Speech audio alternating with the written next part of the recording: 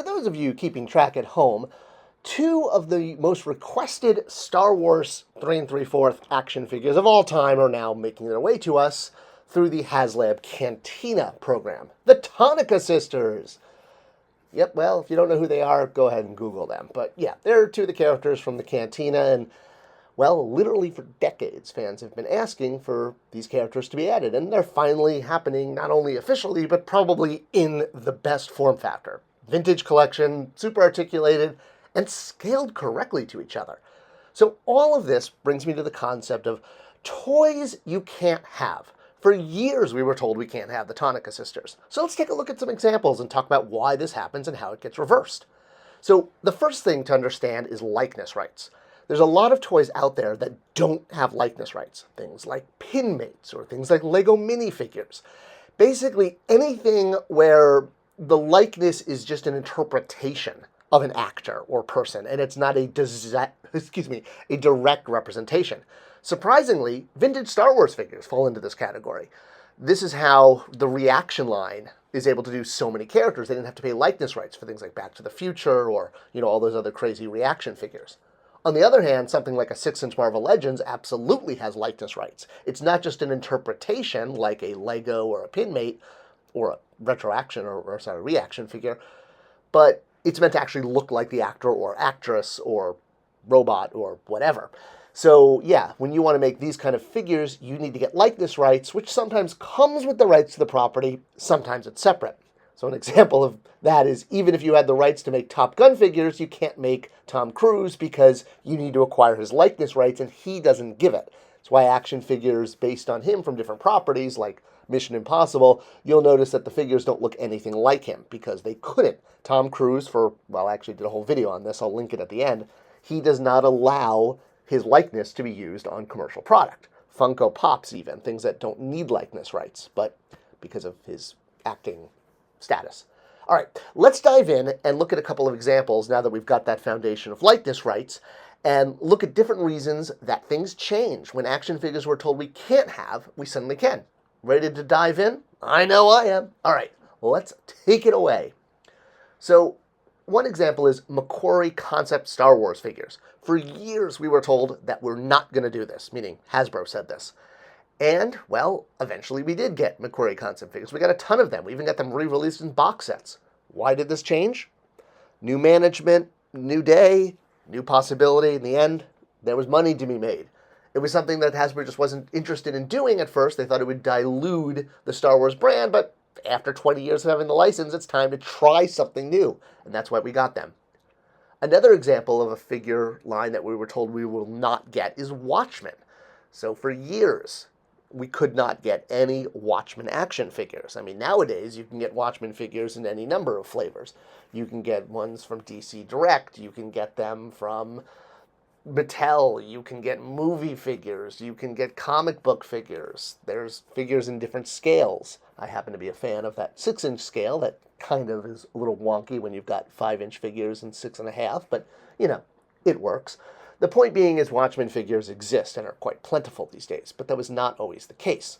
The reason being was, well, DC did not want to piss off Alan Moore, and even when they showed prototype Watchmen figures at New York Toy Fair years ago, Alan Moore said, no, I don't want these made as toys. So DC Direct shelved them and basically put a clear Watchmen toys are not happening limit on any licensor because Alan Moore said no, and they didn't want to piss him off.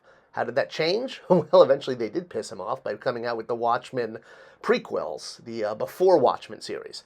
This is what changed the availability of the Watchmen license as consumer goods. Now that they were officially in the DC universe, if you will, well, they were now available, and this is exactly how Mattel was able to get the license. And I was so proud to have worked on this line. It was a dream project to do Watchmen figures. And this wasn't the first time we requested them. I remember back in DC Universe Classics, Wave 2 or 3, we were asking to include Watchmen. And DC said no. It took until the Before Watchmen series to allow us to have access. Staying in the DC bandwagon truck train, Red Sun Superman, another figure, when I was working at Mattel in charge of the DC lines, I really wanted to do. Mostly because it was a dynamic repaint, meaning it was still Superman, it looked different, and it was cheap. I mean, unless, of course, you're going to, like, sculpt all the details like McFarlane did. And how is it that McFarlane was able to do a Red Sun Superman when Mattel could not? Well, like I said, there were a lot of possibilities, especially with the Justice League Unlimited line. There's not that many redecos you can do of Superman.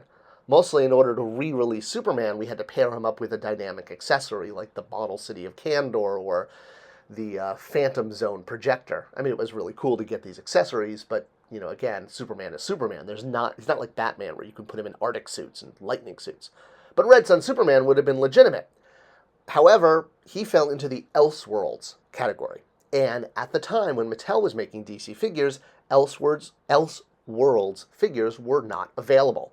This subline of DC was exclusively with DC Direct, and Mattel could not make action figures based on it. When DC Direct folded and went away, well, that made the license available. So now suddenly other companies started making Elseworlds characters and even selling them at mass retail. I was so shocked and surprised and jealous when I saw the McFarlane Red Sun Superman hanging at Target because I so wanted to do that and was just told no over and over again. But in this post-DC Direct world where DC Direct now no longer exists, the token has fallen to Todd McFarlane, and yay, he now gets to make this. Jocasta Nu, the Star Wars librarian. So this is a little bit different. This isn't a figure we're told we can't have. It was a figure that Hasbro thought nobody would want because they figured, well, Star Wars is mostly a boys' property, and, until Disney bought it and tried to turn it into a everyone property, which is fine, but that's a whole other story. The point being is Hasbro figured no child was going to want this toy, and by saying we wouldn't make this because we don't think anyone wants it, well, it only caused people to want it more. I mean, come on, librarian figures are awesome, right? That's why there's so many of them. There actually are quite a few, which is a little bit, I wouldn't call it scary, but shocking. But the point being is being told you can't have something is the best way to get fans to ask for it. So a figure that Hasbro figured nobody would want became one everyone was asking for simply because they were told we're not going to make this because we think there's no interest. And Brian's Toys got it as an exclusive, and whether in her deleted scenes or Clone Wars appearance or whatever, she now exists. So hey, it just goes to show you. Lobo. All right, this is an interesting one, and I think I've actually made a whole video on him, but it feels appropriate to include him in this one. So Lobo is a character that was off the table for a long time because, well, he's a violent, bloody, adult-type character with adult language. If he's actually speaking in English and not making up words. But the point being is he was off limits, so how in the world does this happen? Because we were literally told, we being the brand team at Mattel working on DC Toys, that we can't make Lobo because DC don't want children playing with Lobo. Even though they stick him in the cartoons, this is not considered permanence. Permanence is when you physically have something in your hand. And understandably, Warner Brothers, DC, did not want kids playing with an adult character who's using adult language and violence.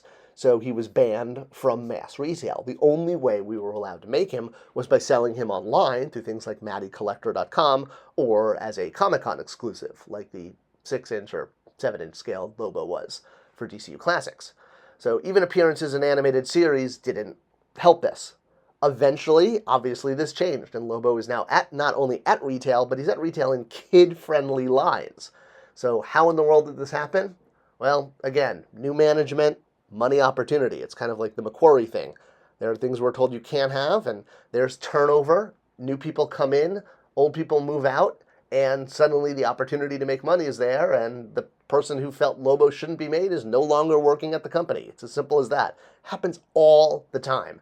It can be one single person who just doesn't want something made, but as soon as that person is, replaced in the hierarchy of the corporation, well, without that sort of block, toys suddenly get made. And that tends to happen a lot more often than you'd realize. Characters we were told literally we cannot have suddenly are everywhere simply because, as Woody says, someone's being replaced. Okay, that wasn't the exact line. Tonica Sisters. Let's talk about the one we kicked this off with. So, yeah, there's been a lot of demand from this, both from the actress who played there, to fans, to everyone. Well, why couldn't we get Tonica for the longest time? I made a whole video about it, but basically, there's a lot of demand for it because even though they're not the only two females in the cantina, they're the only two in skin-tight outfits. And what can you say? Again, Star Wars is, or used to be, especially a boys' property. And back in the 70s, no one thought this was going to do as well as it did, so no one bothered to get the background actors and actresses to sign likeness contracts. So the likeness rights for the Tanaka sisters didn't exist. They couldn't make them. They could probably do them as Lego figures or even Funko Pops. And fans pointed out things like this Galoob figure, which is what the actress pointed to and wanted money. But this figure doesn't have likeness rights. It's too small. It's like a Lego or a Pinmate. But to do her in the vintage line or the 6-inch Black series, you would need likeness rights. So even though this Tanaka sister exists in the Galoob line, it's sort of not apples to apples. So how did this get solved? Well, honestly, Hasbro knew fans really wanted these characters because of the sheer number of customized versions. We were told literally when they had a Fans' Choice contest years ago that we could list any figure we wanted in the open poll except the Tanaka sisters. So yeah, we were told directly they cannot be made because we do not have likeness rights to them. So, versus the Alien Cantina characters, you don't need likeness rights because they have masks. Unless, of course, you did them in the retro style. Then you could do anybody. But to do them in vintage style requires likeness rights. Same with Black Series. So how is this solved?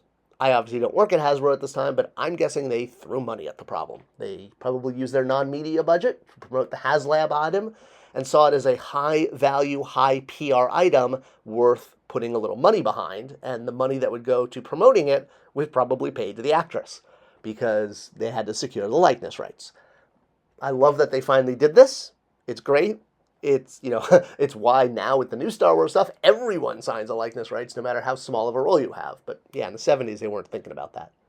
So what do you guys think? Did this answer questions about why certain figures can't get made and then suddenly can get made? It's an odd thing, but it does exist, and I hope this video helped shed some light on it. Thanks for watching. Thanks for sharing, the best way to support this channel. And I'll see you guys in the next video.